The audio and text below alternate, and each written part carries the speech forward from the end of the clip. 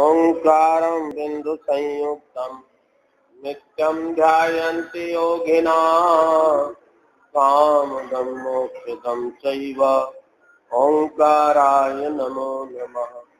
नमः समयसाराय स्वानुभूत्याचकाशते चित्तस्वभावाय भावाय सर्वभावान्तरक्षिते उत्तम क्षमा मार्दव आर्जव भाव है सत्य संत संयम तप त्याग उपाव है आकिंचन ब्रह्मचर्य धर्म दस सार संगति दुख काढ़ी मुक्त कर तार।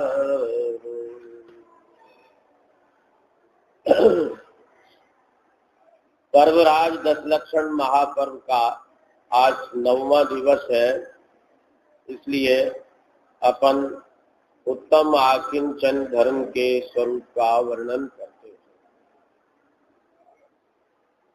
कैसा है उत्तम आकिंचन धर्म? जो पर को किंचित मात्र भी अपना नहीं मानता, नहीं जानता, उसका नहीं अनुभवता, उसको होता है आकिंचन धर्म। किंचित मात्र भी पर द्रव्य मेरा नहीं है, ऐसा ज्ञान प्रदान आचरण ही आकिंचन धर्म है।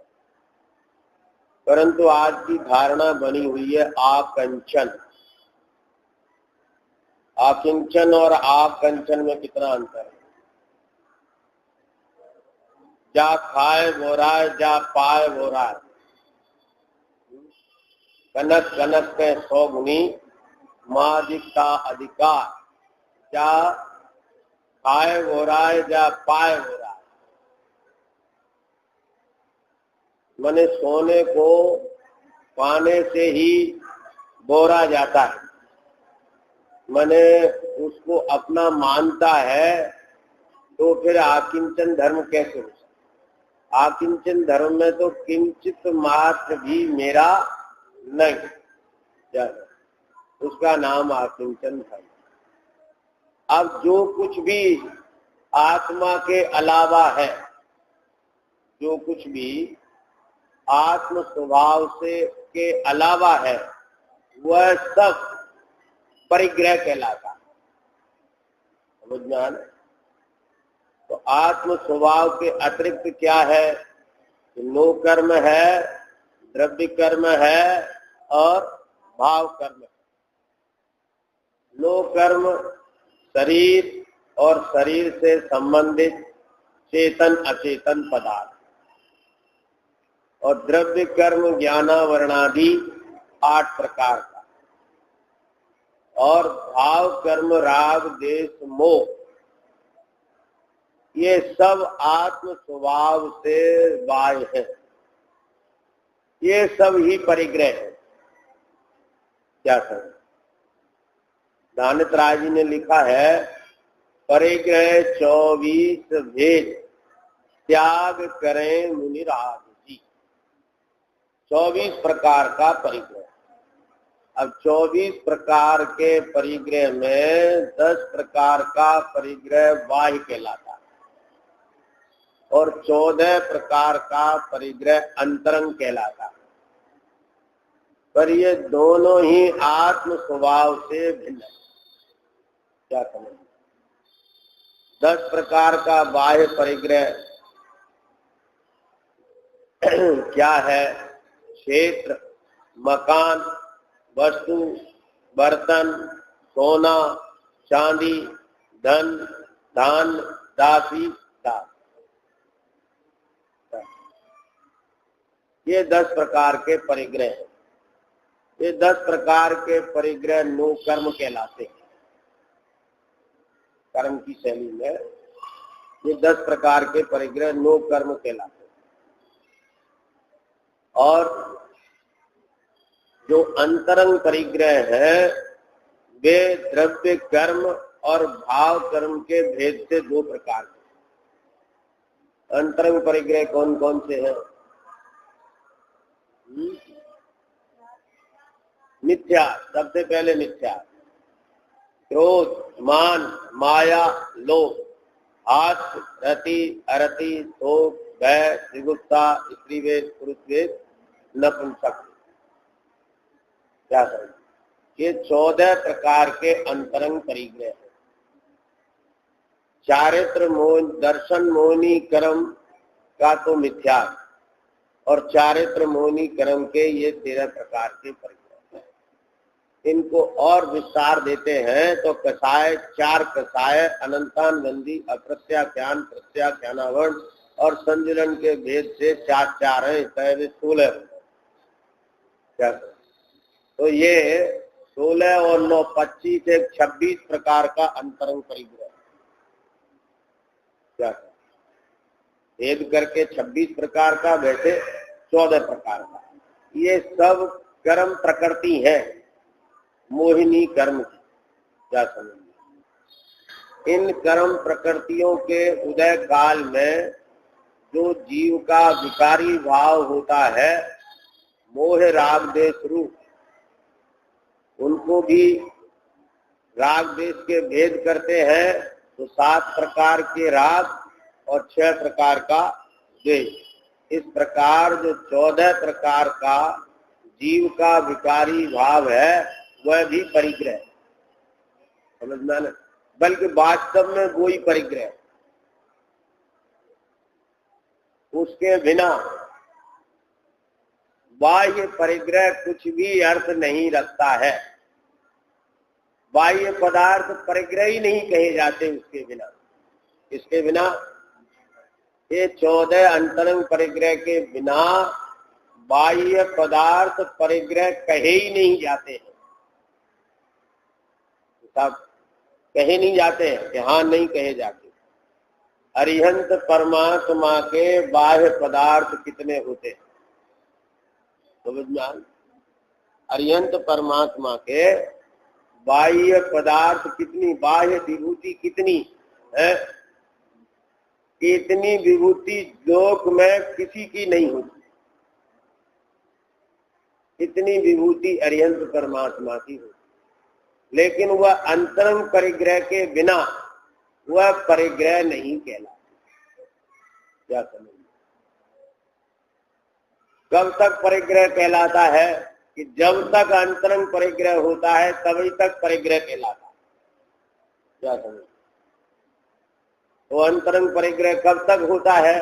अगर करणान योग की शैली में कहेंगे तो 10वें गुणस्थान तक होता है। क्या समझ?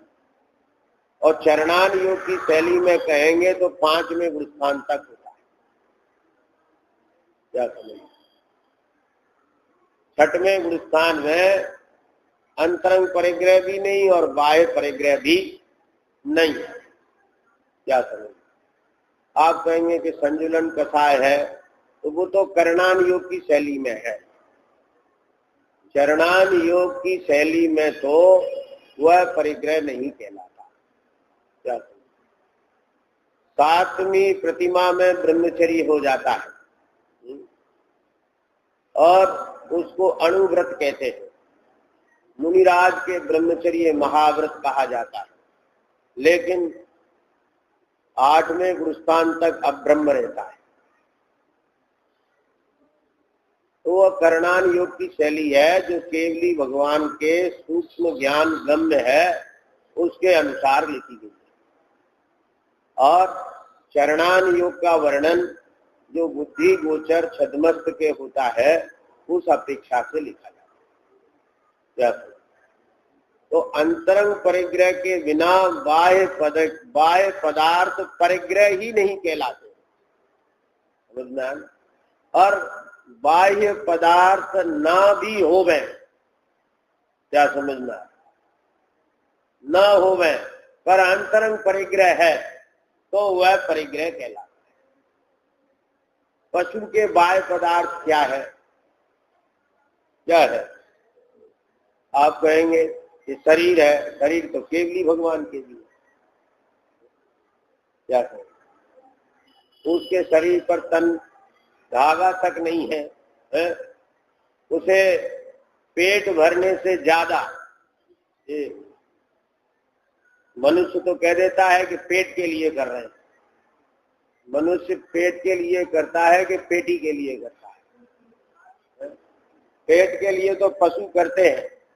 आप उन्हें जो है कितना भी खाद्य पदार्थ उनके सामने रख दो आप, तो वे कितना ग्रहण करते हैं उसमें से कि जितना उनके पेट में समा जाए उतना, उससे ज्यादा उनके पास कोई व्यवस्था ही नहीं है कुछ व्यवस्था। तो वे पेट के लिए तो वे करते हैं, ये तो पीढ़ी दर पीढ़ी तक का इंतजाम करता है। क्या समझ में? ये पेटी तक भी सीमित नहीं है। तो पशु जो है, उस पशु के पास कितना परिग्रह है, बाह्य परिग्रह की अपेक्षा से देखें तो ना के बराबर है। क्या सर? तो फिर वह परिग्रही है कि नहीं? उसके परिग्रह अणुव्रत है कि परिग्रह महाव्रत है? क्या है? हाँ, कोई व्रत नहीं है उसको। क्यों नहीं है? कि अंतरंग परिग्रह उसके सारे। उमा स्वामी ने लिखा है मूर्छा परिग्रह,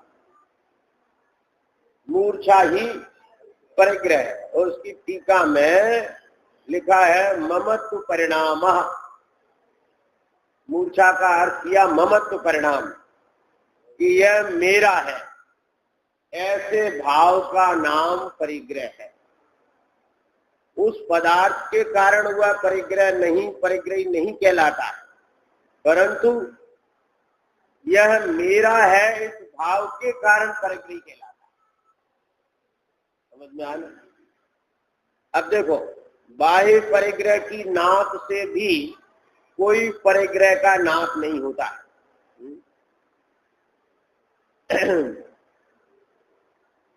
चक्रवर्ती का बहुत बड़ा बाह्य परिग्रह होता है। क्या समझ?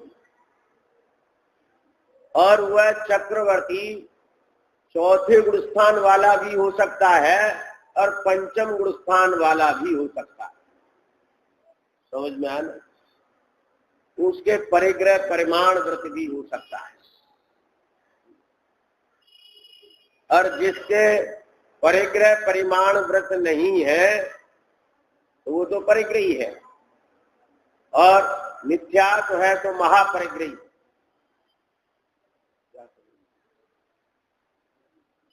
तो वो चक्रवर्ती भी अंतरंग मिथ्यात्व अनंतान बंदी क्रोध मान माया लोभ के अभाव से वह अपरिग्रही कहलाता है।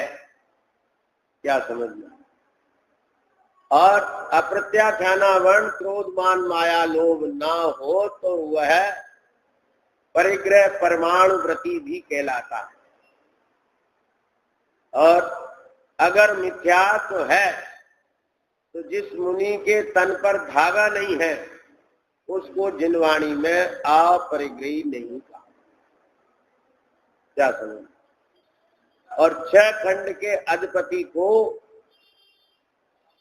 उसके मिथ्यात्व और कसाय का अभाव है तो उसको अपरिग्रही कहते हैं।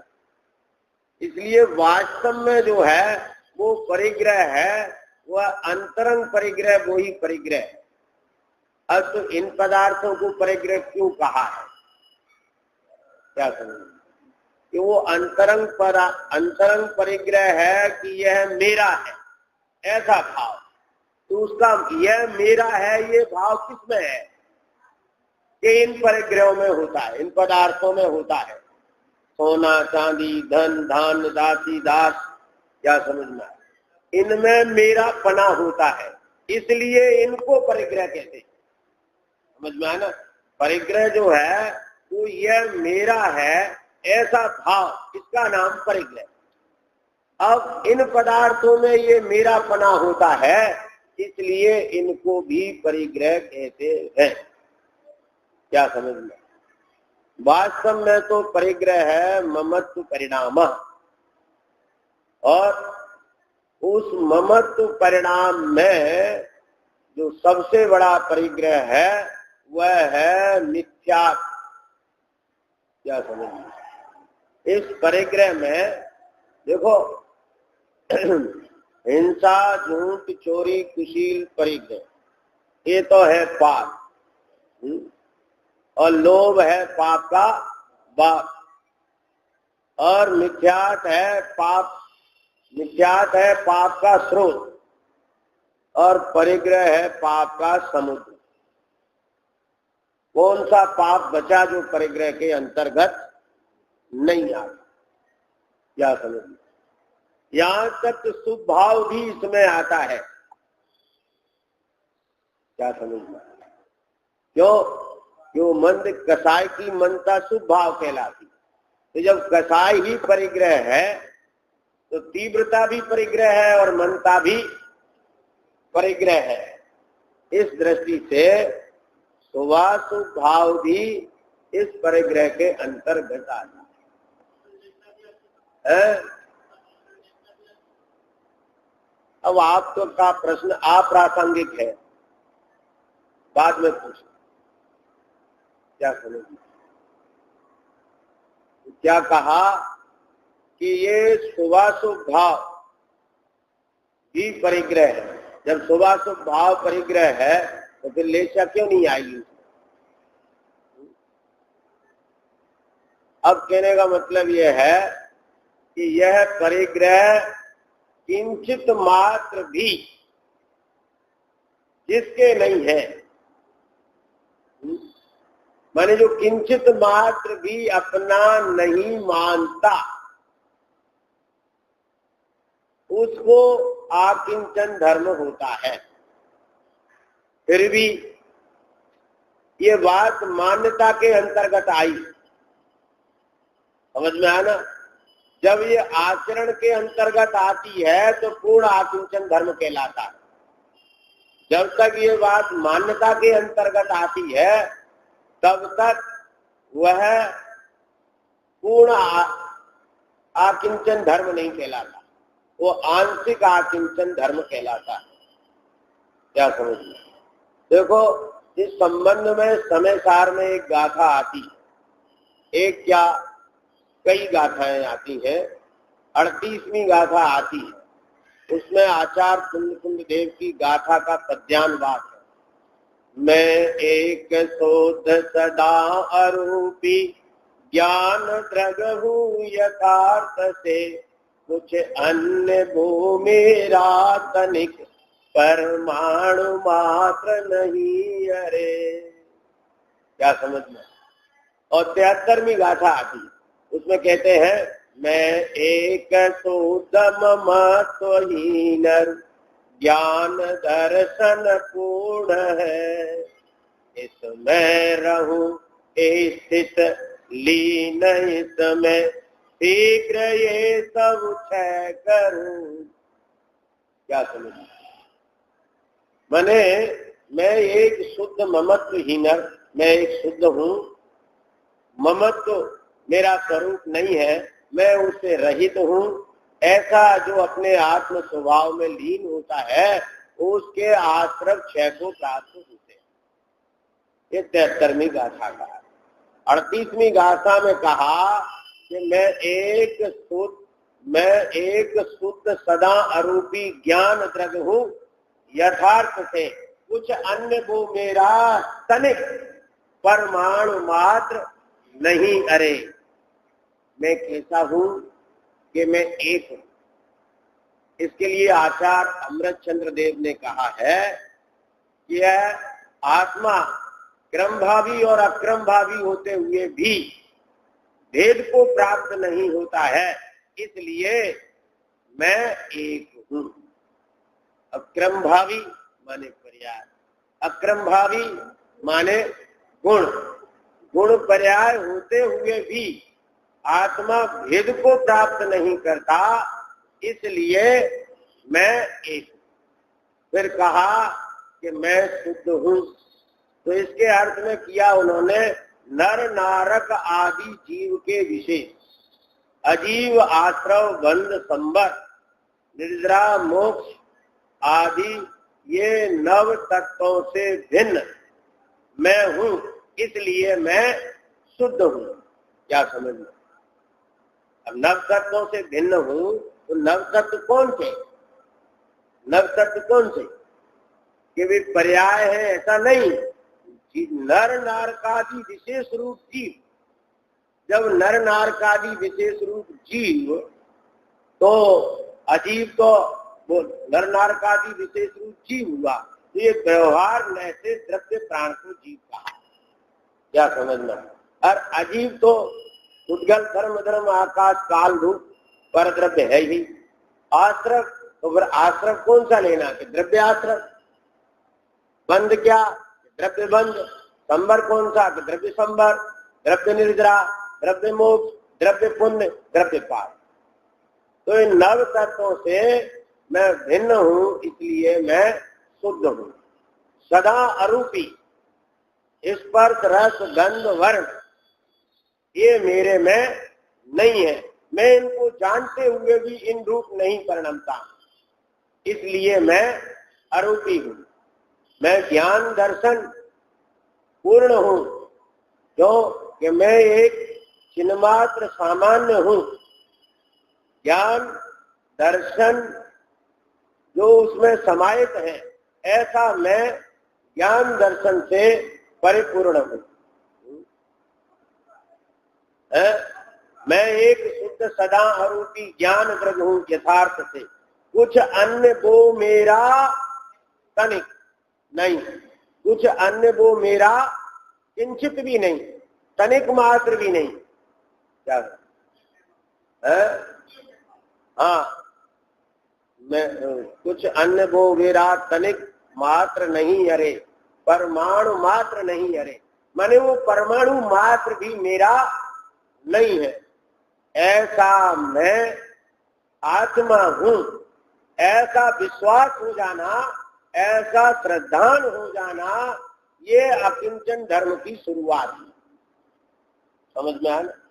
फिर 73वीं गाथा में कहा कि मैं उसमें लीन हूं, तो सारे आश्रय को प्राप्त हो। तो अपने आत्म स्वरूप में लीन होने से आकिंचन धर्म की वृद्धि होती है और आश्रमों की ह्रास होता है, वे क्षय को प्राप्त होते हैं इस विधि। तो कैसा है? ये तो बात रही नास्ति से अकिंचन धर्म की। यहाँ शुरुआत में पंडित सदाशिव दास जी कहते हैं, अपने ज्ञान दर्शन स्वरूप के बिना अन्य किंचित मात्र भी मेरा नहीं है, मैं किसी अन्य द्रव्य का नहीं हूं। ऐसे अनुभव को आकिंचन धर्म कहते हैं। क्या समझना? ये कोई भी मेरे नहीं है, ऐसा जो अनुभव है उसका नाम आकिंचन धर्म है।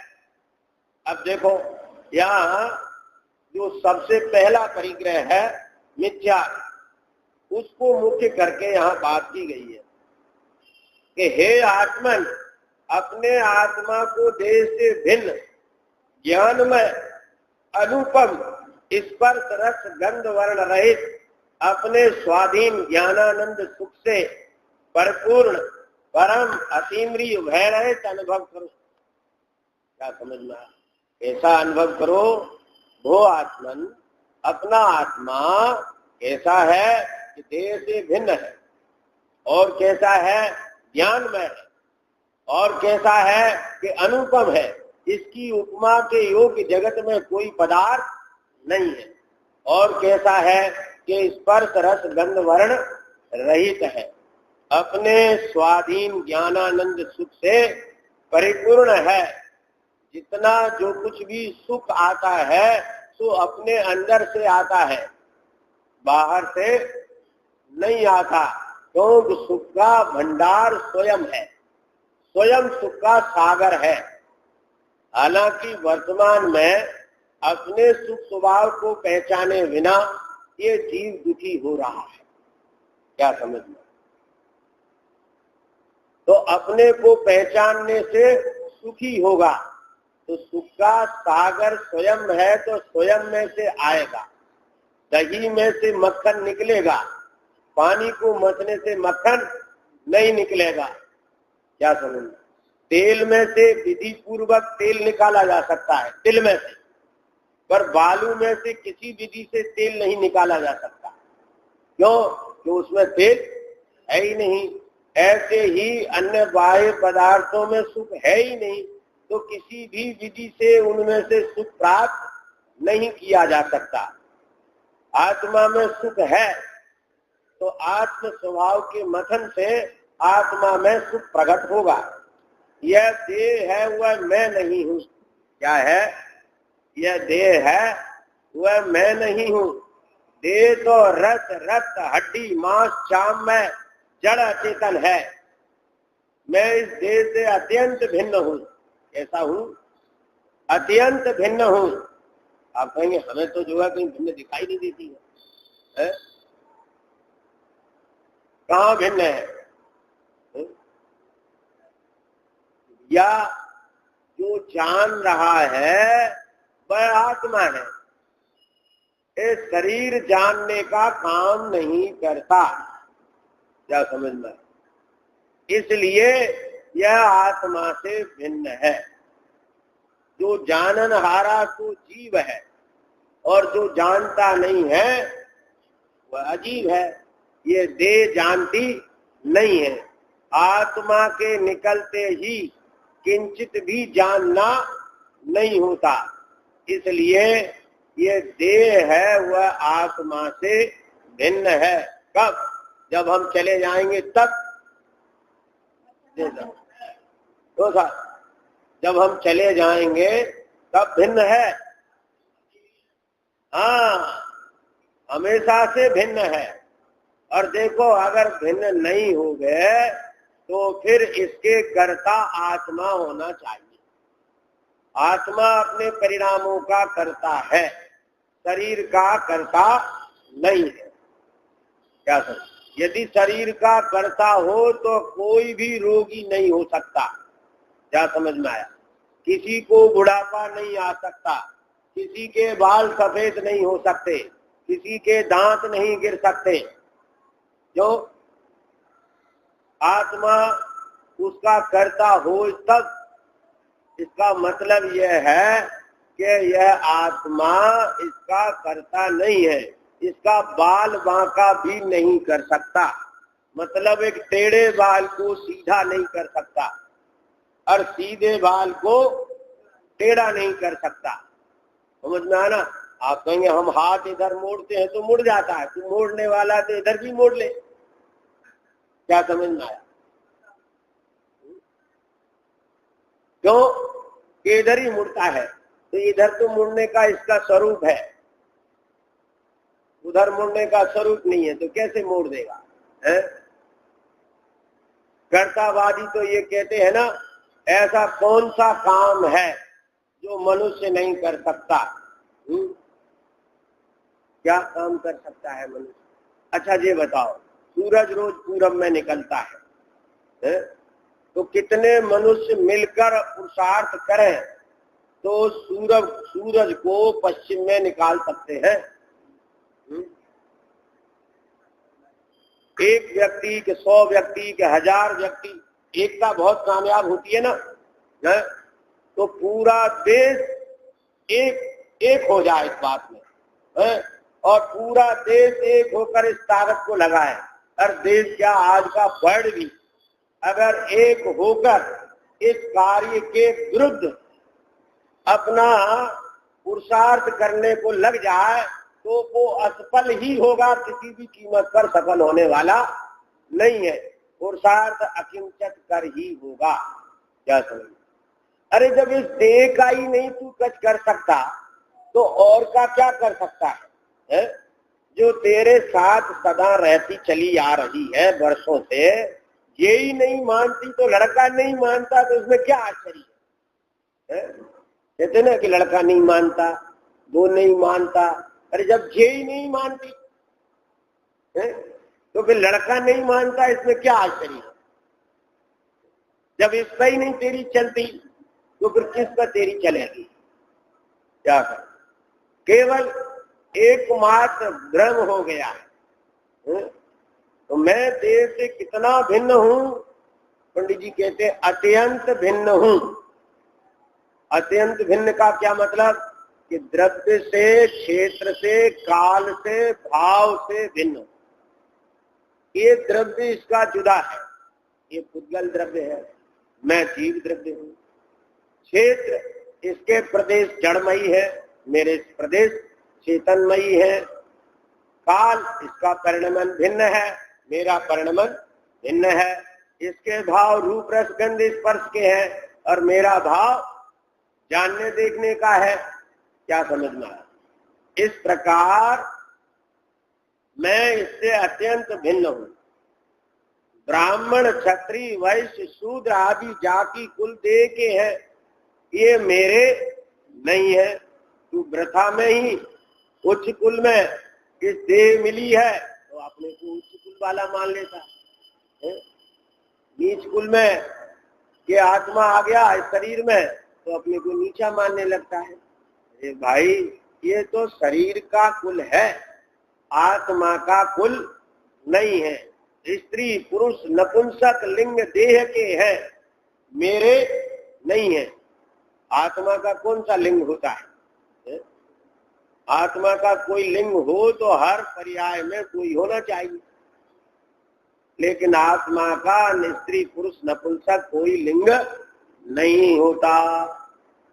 इसलिए हमारे आचार्यों ने वो आत्मन कह के संबोधन किया है। क्या समझ में आया? हे पुरुष कह के नहीं संबोधन किया, हे स्त्री कह के संबोधन नहीं किया।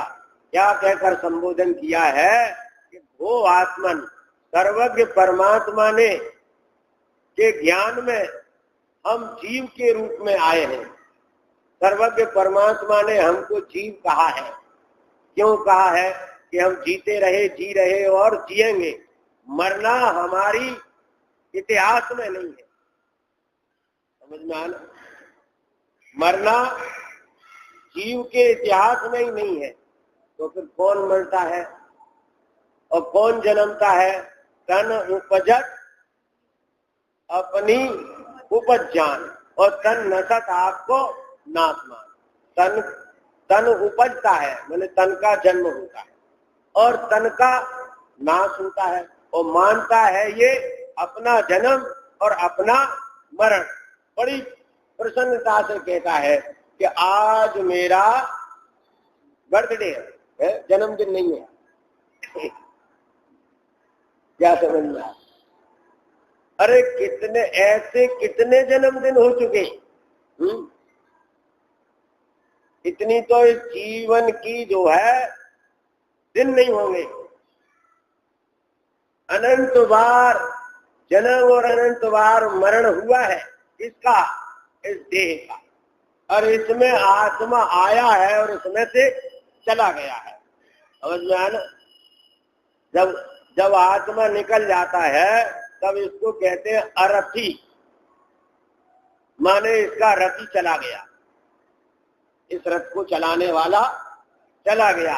अब ये अरथी हो गई। क्या समझ में? और कहते हैं कि मर गया। तो मर गया दो शब्द हैं, दो पदार्थों के दो काम हैं। एक मरता है और एक जाता है। क्या समझ में आया? लोग तो यहां तक कहते घाट गए, कहीं लौट के आते हैं ना, है? हम तो जाने कितनी बार मुद्द घटा के गए और लौट के आ गए। क्या समझ में आया? कि सबको एक बार मरना है। एक बार मुद्द घटा पर शमशान भूमि में जाना है। क्या समझ में आया? कि जब जाएंगे तब लौट के आएंगे। समझ में आया ना? और जब हम चले जाएंगे, क्या समझ में आया? जब हम चले जाएंगे तब मुद्द घटा पे नहीं जाएंगे। समझ में आया ना? गारंटी से। क्या समझ में आया? हम जाएंगे तो लौट के आएंगे, और जब हम चले जाएंगे तब ये जाएगा। कौन? हाँ, हमको कोई शमशान पे ले जाने वाला नहीं है। समझ में आना? ले जाएगा किसको? इसको, अर्थी को। हमको कोई शमशान पर ले जाने वाला नहीं है। एक कवि ने तो ये कह दिया, अब हम अमर भये न मरेंगे। हमको सर्वज्ञ का उपदेश प्राप्त हुआ है, इसलिए अब हमें विश्वास है कि हम मरेंगे नहीं। मरना हमारे इतिहास में ही नहीं है। भगवान ने आज तक हमारा जन्म मरण देखा ही नहीं है। शरीर का जन्म मरण देखा है, हमारा जन्म मरण नहीं देखा, इसीलिए उन्होंने हमको जीव कहा है। क्या था? जगत के लोग जो कहते हैं वे हमको पहचानते नहीं हैं, और भगवान जो कहते हैं वे हमको पहचानते हैं, हमारे स्वरूप को कहते हैं। जगत में कोई कुछ कहता है, कोई कुछ कहता है, नाना प्रकार के नाम होते हैं। नाम का क्या है? जीवन लाल मरे पड़े और सदा सुखदा, और जो क्या नाम, सदा सुख दुखी है। उल्टी भाषा जगत में होती है ना, क्या समझ में? लटकी को परी कहे, और जो गड़ी है, जो ऊपर है उसको गड़ी कहे, और जो गड़ी है ताको उखरी कहे। उखरी, वो उखरी है कि गड़ी है? ये जगत की भाषा तो उल्टी है। क्या क्या नहीं कहते। तो क्या है कि ऐसा मेरा स्वरूप है कि मैं इस शरीर से अत्यंत भिन्न हूं। ऐसी अनुभूति अभी होनी चाहिए, तो अभी आकिंचन धर्म की शुरुआत होगी। क्या समझ में? जो हमें ये लगता रहेगा जब तक जीवन है तब तक तो ये हमारा है, तो आकिंचन धर्म नहीं होगा। इसकी मोह ममता लेकर कुगति में चला जाए। समझ में आना? एक मंत्र ये सीख लो कि ये देह है सो मेरी नहीं है। क्या समझ में आया? इतने से काम की शुरुआत हो जाएगी। आगे कहते हैं, गोरापना, सांवलापना, राजापना, रंगपना, स्वामीपना, सेवकपना, पंडितपना, मूर्खपना, इतना समस्त रचना कर्म के उदय जनित देह की है। क्या समझना? शरीर गोरा तो मैं गोरा, कैसा हो गया बावला। शरीर काला तो मैं काला, कैसा हो गया बावला। इस जैसा शरीर और वैसा ही अपने को मान रहा है। इसको जिनवाणी में मूर्ख कहा है, पागल कहा है, उन्मुक्त कहा है। क्यों? कि जो अपना है उसे तो अपना नहीं मानता, और जो अपना नहीं है उसे अपना मानता है। क्या समझ? बुरा मत मानना, आचार्यों की भाषा है ऐसी। हम आपसे मूर्ख नहीं कह रहे। क्या समझ में आया? आचार्यों की भाषा है। उन्होंने मूर्ख कहा, पशु कहा, मूढ़ कहा, अज्ञानी कहा, जड़ कहा है। क्या समझ? जो अपने को ये शरीर को, जैसी शरीर की परिणति वैसा अपने को मानता है। शरीर लंबा तो मैं लंबा है, शरीर गट्टा तो मैं गट्टा, शरीर मोटा तो मैं मोटा, शरीर पतला तो मैं पतला है। क्या है? ये मिथ्यात्व नाम का परिग्रह है। मैं तो ज्ञायक हूं। क्या कहते सदा सुखदास है? मैं तो ज्ञायक हूं, ये देह का संबंध मेरा स्वरूप नहीं है। मैं तो ज्ञायक हूं। ज्ञायक हूं अर्थात मैं जाननहार हूं, मैं जानने वाला हूं। निरंतर मात्र जानना मेरा काम। समझ में आया ना? मात्र जानना मेरा काम। और भगवान तुम्हारा काम क्या है? क्यों साहब? भगवान का काम क्या है? बड़ी विचित्र बात है ना क्या, कि प्रवचन सार की 80 गाथा, और वो 80 गाथा आचार्य देव ने क्यों लिखी, कि मिथ्यात्व के नाश करने के लिए। क्या कर, मोह का नाश किसको होता है, कि मोह का नाश उसको होता है कि जो अरिहंत को द्रव्य पने, गुण पने, पर्याय पने जानता है और अरिहंत जैसा ही अपने को जानता है, उसका मोह क्षय को प्राप्त होता है। क्या समझ में, कि द्रव्य गुण और पर्याय पने जैसे अरंत और वैसा अपना आत्मा। गाथा में तो कहा गया कि जो अरिहंत को द्रव्य पने गुण पने जानता है उसका मोह क्षय को प्राप्त होता है। और टीका में अमृत चंद्र देव ने कहा कि जैसा अरिहंत का आत्मा द्रव्य पने गुण पने पर्याय पने है, निश्चय से मेरा आत्मा भी द्रव्य पने गुण पने पर्याय पने वैसा ही है, कुछ भी अंतर नहीं है। ऐसा जो जानता है उसके मोह का नाश होता है। विचित्र बात है। कुछ लोग तो कहते हैं भैया द्रव्य से तो ठीक, गुण से भी ठीक है, लेकिन पर्याय में तो अरिहंत तो भगवान के और हमारे बहुत बड़ा अंतर है। क्या समझ में आया, क्या अंतर है? मैं वह हूँ जो है भगवान, जो मैं हूँ वह है भगवान, अंतर यही ऊपरी जान, बेविराग यहाँ राग अभितान। क्या समझ में आया, क्या अंतर है कि नहीं? अरे अंतर तो बाद में है, पहले क्या पढ़ा आपने? पहले क्या पढ़ा?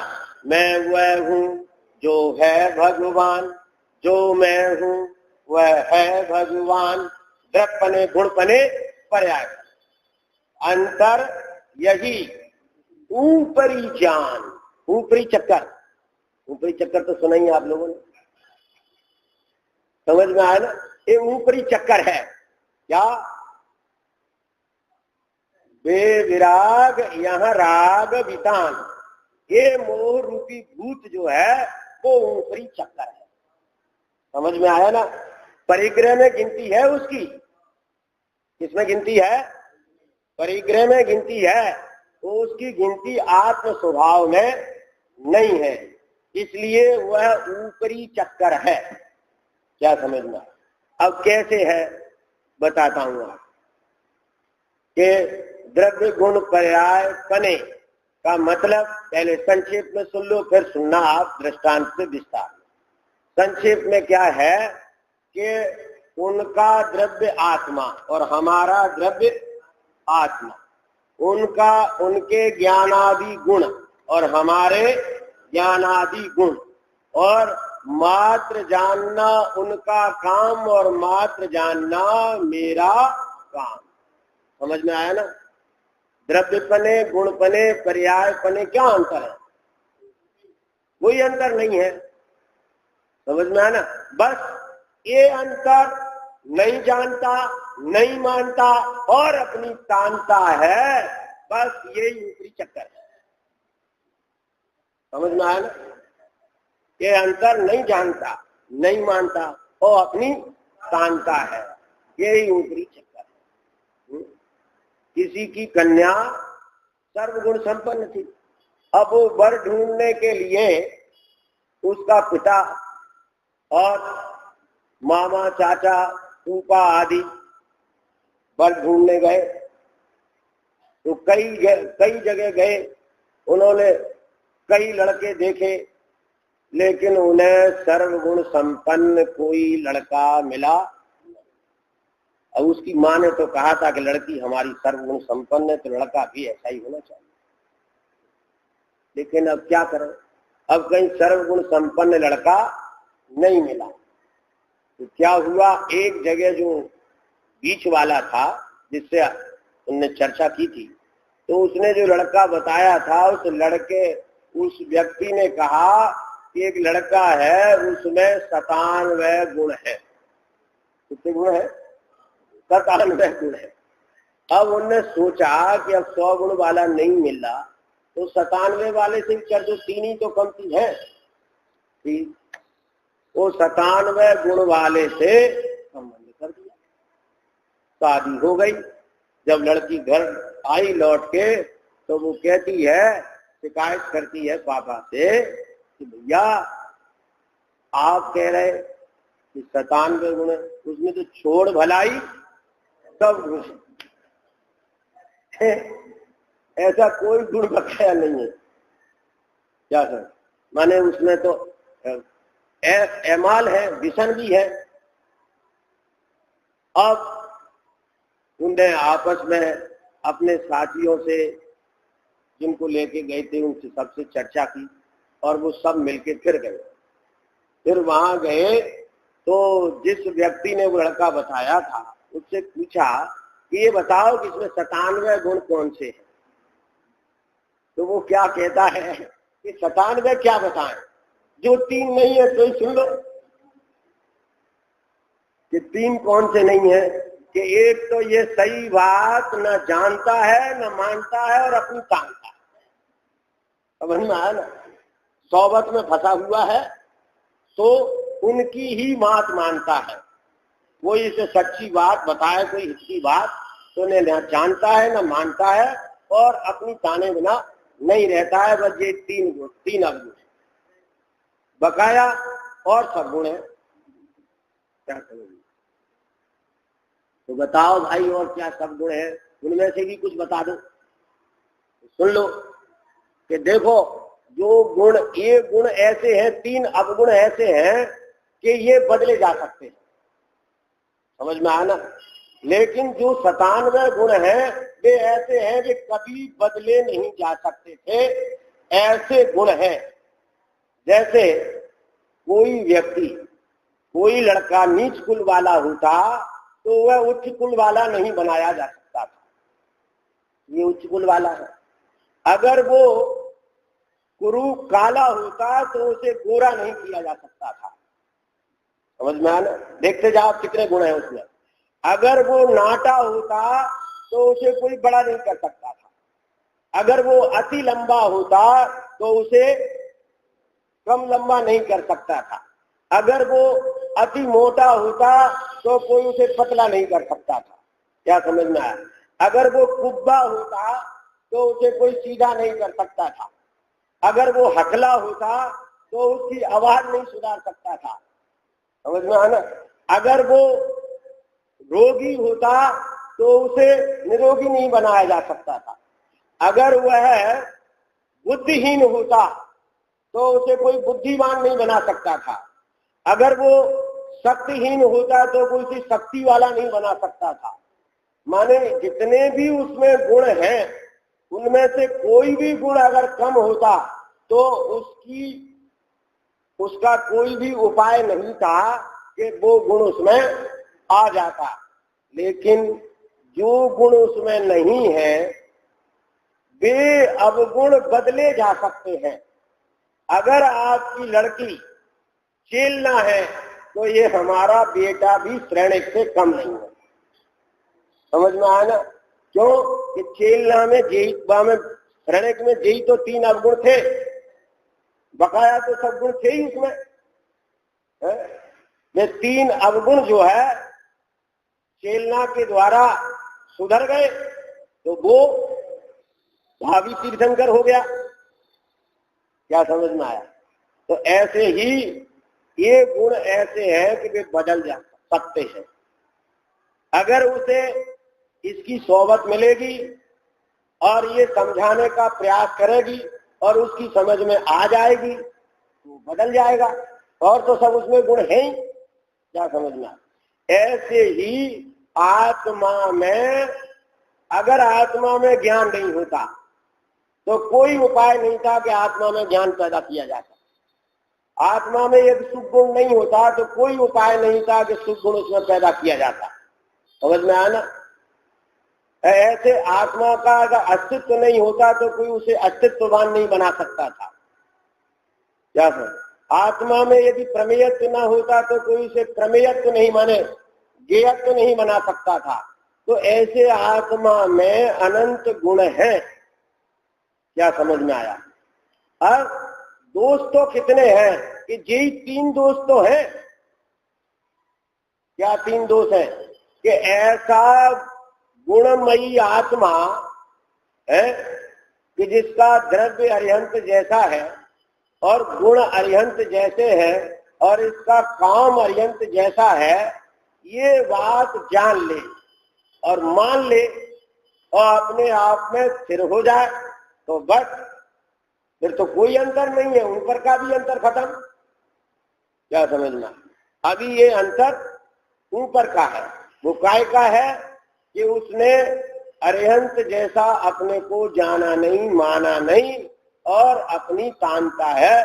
बस इतने का ही नाम संसार है, इसी का नाम परिग्रह है, इसी का नाम अधर्म है, यही दुख का कारण है। इतना समझ जाए तो सब ठीक है। क्या समझ? तो कहते हैं इसलिए मैं गायक हूं और ये मेरा स्वरूप नहीं है। ताता, गरम, ठंडा, नरम, कठोर, लूका, चिकना, हल्का, भारी, ये 8 प्रकार का स्पर्श, वो हमारा रूप नहीं, उद्गल का रूप है। खट्टा, मीठा, कड़वा, कसायला, चिरपरा, 5 प्रकार का रस, सुगंध, दुर्गंध, ये 2 प्रकार की गंध का, काला, पीला, हरा, सफेद, लाल, ये 5 प्रकार का वर्ण मेरा स्वरूप नहीं है। ये तो उद्गल का स्वरूप है। मेरा स्वभाव तो सुख से परिपूर्ण है, परंतु यहाँ कर्म के अधीन दुखों से व्याप्त हो रहा हूं। मेरा स्वरूप इंद्रिय रहित अतीन्द्रिय है। इंद्रियां उद्गल कर्म के द्वारा की हुई है। ये इंद्रियां है ना, आंख, नाक, कान, स्पर्शन, रसना, ये तो सब उद्गल से बनी हुई है। क्या समझ? और मैं ज्ञान का बना हुआ हूं, ज्ञान रूपी धातु का बना हुआ हूं, और ये सब उद्गल का बना हुआ है। ये है साचा और मैं हूं, ये है साचा और मैं हूं साचा। क्या समझ में? मैं साचा तत्व आत्मा और ये है साचा, इसके अंदर रहता है ये साचा तत्व, उसको देखता नहीं है तो कैसे बनेगा है? ये है बारदाना और मैं हूं माल, ये है डिब्बा और मैं हूं बब्बा है? क्या समझना? ऐसा ये देव की देवालय, ये है देवालय और मैं हूं देव। क्या समझना? इस देव रूपी देवालय में इस देव को देखता नहीं है तो पत्थर को देव मानने से क्या भला होगा तेरा? मुनिवर राम सिंह दोहा पहाड़ में कहते हैं कि ये पत्थर को भगवान मान सकता है, कोई चेतन को भगवान नहीं मान सकता। क्या समझना? अरे पत्थर को तो स्थापना विधि से भगवान बनाया जाता है। क्या समझ में आया? और बनाने के लिए माँ बाप भी बन जाते हैं, पर ये नहीं सोचते कि मैं स्वयं ऐसा हूं जैसे ये पहले थे। क्या समझ में? जो इनका इतिहास है वो हमारा वर्तमान है। तो जैसे ये जो है ऐसी कुगतियों से निकलकर सिद्धालय में पहुंच गए तो हम क्यों नहीं जा सकते है? हम भी तो उसी धातु के बने हुए हैं, चैतन्य धातु के। ये चैतन्य धातु के ये परमात्मा है। तो वो कहते तू इस देव रूपी देवालय में निज परमात्मा को देख तो ले, कैसा है कि जैसे जिनराज और तैसे निजराज। क्या समझ? देखो आकृति बाहर की बाहर और भीतर की भीतर है। क्या समझ में आया? हमारी जो प्रतिमाएं भी बनती है ना, बनती तो कहने की है, बनती नहीं। क्या समझ में आया? बनी हुई निकाली जाती है। प्रतिमा को बनाने वाला प्रतिमा पर कुछ भी महीन से महीन बारीक छेनी भी नहीं चलाता। समझ में आना? जब कारीगर को प्रतिमा बनाने के लिए उसे प्राणी प्रतिमा दिखाते हैं, समझ में आया ना, फिर वह पाषाण में उस प्रतिमा को देखता है और देख के कहता है कि बन जाएगी, या पाषाण उसके अनुकूल नहीं है तो कहता है कि नहीं बनेगी। तो अब वो सबसे पहला काम क्या करता है कि जो प्रतिमा आपने दिखाई उस प्रतिमा को पाषाण खंड में देखता है और फिर क्या करता है कि फिर उसके छेनी हथौड़े चलते हैं। किस पर? कि उस प्रतिमा पर जो उसने देखी थी उस पर, कि उसके ऊपर? कहाँ चलती है? हाँ, जो फालतू पाषाण है, जो भगवान से भिन्न है, क्या समझ में आया? जो भगवान उसने देखा था, जो मूर्त उसने देखी थी पाषाण में, उससे जुदा पाषाण है, उस पाषाण को वो छांटता है। पहले बड़े बड़े छेनी हथौड़े चलते हैं, फिर छोटे छोटे चलते हैं, फिर महीन चलते हैं, फिर और बारीक चलते हैं, फिर रेती चलती है, लेकिन उस प्रतिमा पर कोई भी ना छेनी रेती कुछ नहीं चलती। जो उसने देखी है वो उसकी दृष्टि में सुरक्षित रहती, उसके ऊपर कुछ नहीं चलता। ऐसी प्रतिमा निकाली जाती है जैन दर्शन के अनुसार। अन्य मतों में जोड़ जोड़ कर प्रतिमा बनाई जाती है, समझ में आया ना? यहाँ विकार तोड़ तोड़ के बनाई जाती है, क्या समझ में आया?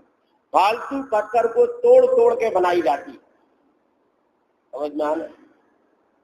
धातु की प्रतिमाएं भी बनती हैं, वे ढाल के बनाई जाती हैं, सांचे में ढाल के बनाई जाती हैं, वे भी कोई जोड़ जोड़ के नहीं बनाई जाती। क्या समझ? पोली नहीं होती, भीतर ठोस होती है, क्या समझ? ऐसे यह संख्यात प्रदेशी आत्मा इस देह रूपी सांचे के भीतर ज्ञान का घन पिंड है। ऐसा है, ज्ञान का घन पिंड है। उस ज्ञान के घन पिंड को जो देखता है इस उद्गल पिंड से जुदा, वह आकिंचन धर्म को प्राप्त होता है। क्या समझ?